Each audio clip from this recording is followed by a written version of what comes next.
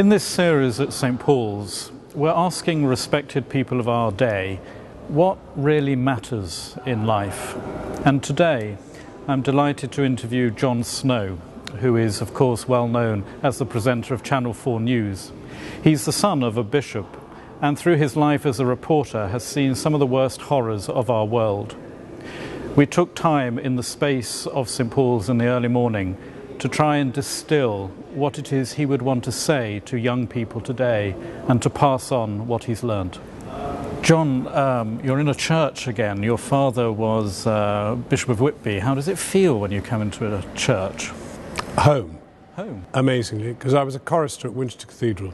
And although, well, this is big, this is wide and high, Winchester was even longer and larger in its own way. And it's a place that's very precious to me. I think I love cathedrals. I love the space. I love churches, actually. I mean, because what they do is they give you pause. They give you time to sit and think.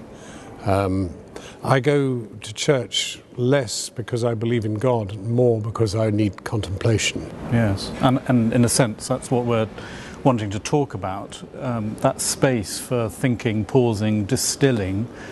And there's less and less of it. And there's less and less. Because most of us are heaving this out and immediately having a look at it. Yeah, instant information. Yeah.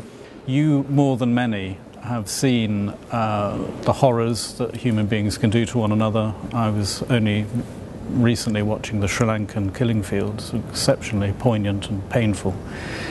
How do you appropriate all that in your life? How do you make sense of it?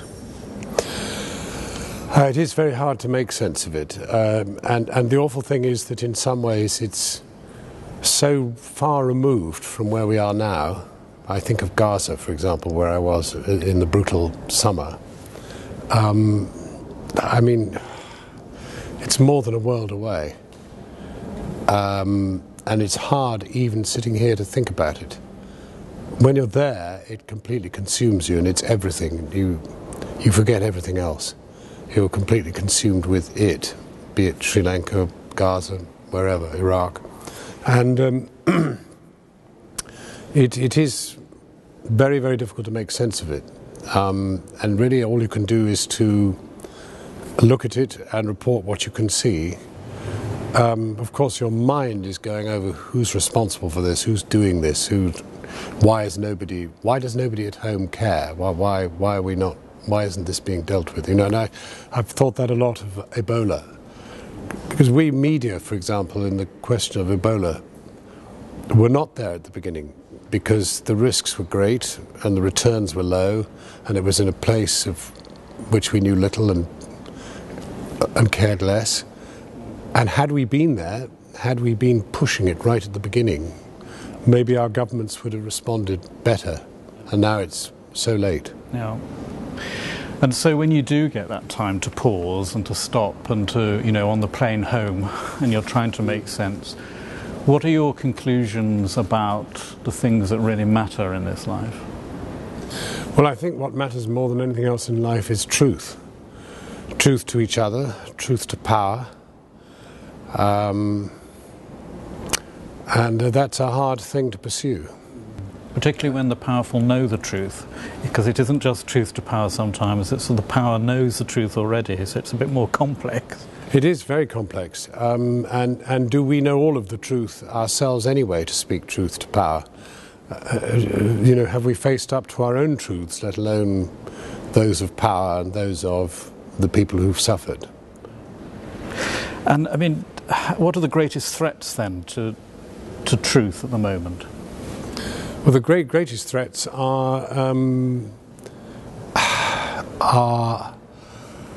exclusion, are people who've fallen off our understanding of human existence, people who have thought that human existence is about killing other humans. Wherever that is happening. And of course the greatest challenge to our understanding of humanity currently has been the activities of IS and equally to some extent our own activities. we find ourselves thinking about the wars that we've pursued in the past and what legacy they've left. Is it we who gave birth to the extremism of IS? Is it we who, in perhaps failing to understand the vulnerabilities of people in our own community, have failed to understand that if we allow those vulnerabilities to go untouched, they will fall into an extremist pit in which they think it logical to go out and fight for a cause they little understand. You know, I worry, I happen to be the chair of a day centre where I used to work before I became a journalist, and I worry that even some of the kids that we see, you know, are so lost that they can see reason in joining others and pursuing extremist ideology. Where does this hope come from? Because to speak about truth is a hopeful thing, ultimately. Oh, it is, yeah, and I'm full of hope. Yeah, where does that come from? In my case, I'm an eternal optimist, because as well as seeing the worst in humankind, you see the best. You see the fantastic efforts that humans make to help other humans. I know that in the end, humanity is about goodness and about hope and about aspiration and about doing better. I mean, it's doing better for our children and doing better with our children. It's about tomorrow, not yesterday.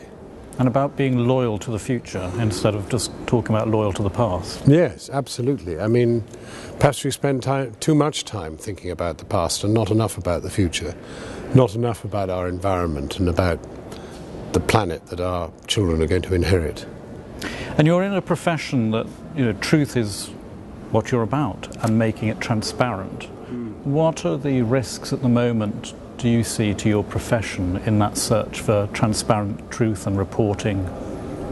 I think the greatest risks really are centred in the ever-expanding opportunity to absorb information from a zillion different sources, whatever its provenance, whatever its worth. Everything from video games to, you know, porn channels. And, you know, where's our place in all that? You know, will they go on coming to see us even? They won't come to see us on television. The question is, you know, how will people retrieve information that they can trust? What value will we have in 20 years' time? I've lived through 40 years of reporting, and I've lived from the point at which we were almost the only source of information. I mean, 3 channels of television and some newspapers, to the point where, you know, you can be receiving information from Mecca or from Jerusalem or from Wellington, New Zealand, or from Vancouver. It doesn't really matter. I mean, you can absorb, you can pick and mix, and that has wonderful positives, but also some real dangers. My profession also talks a lot about truth. What would you like the churches to be doing more of at the moment? Inclusion. I think the churches need to reach out well beyond their own faith. I think faith should be what buoys you up and enables you to come out into our community and do what you know how to do without necessarily needing to burden it with faith. And now, of course, that's a rather cruel thing to say. Why should faith ever be a burden? But you know, your collar is both an asset and a drawback. It's an asset because, you know, we know where you're coming from, we can trust that element in who you are, but at the same time we might not, certainly to begin with, want to be any part of it. And so it's I think society needs connection as never before. We are, once again, burrowed into this thing, you know, this is where everybody is, rich and poor, they're on this thing. And that's a very strange way of communicating with people. You and I are having a better conversation than we can possibly ever have on here. Yeah. the Young Day Centre for Homeless, I believe. Young people are key if you're a hopeful person. What final bit of advice would you want to hand on to young people today, having looked back on your own life and experiences? What would you really want them to hear from you? Well, it might sound a bit selfish, but I think I would say make time for yourself. Make time for yourself to think and to contemplate. The pace of human existence, if we contrast it with 1066, or even when this wonderful building was built, is so fast. You know, people could be going shopping in the days when Wren was building this place and would find time just to come in here and sit around. Well, now there's no time to come in here and sit around. I mean, we should make time to come in here and sit around, but there is no time because we've got to be at A or B or talking to C. Human existence, partly because of the fantastic digital age in which we live, has become hugely demanding. And we need to resume our control over mechanisms, mechanics. And if we can do that, we can make the best of them and yet not let them dominate our lives. At the moment, I think that the digital age is dominating our lives to the exclusion of the space and time we need for each other, face to face, human to human, and for ourselves to contemplate where we are, what's happening to us, what we can do for others. Relationships. Yeah. Thank you. One of the things that me and so many others admire you for is that you're in a profession of information, but you remind us more than many about formation, about who we're becoming as human beings and where we're going wrong. And to make that connection between information and formation is really very helpful, and many of us are very grateful. So thank you so much for being with us. Thank you very much.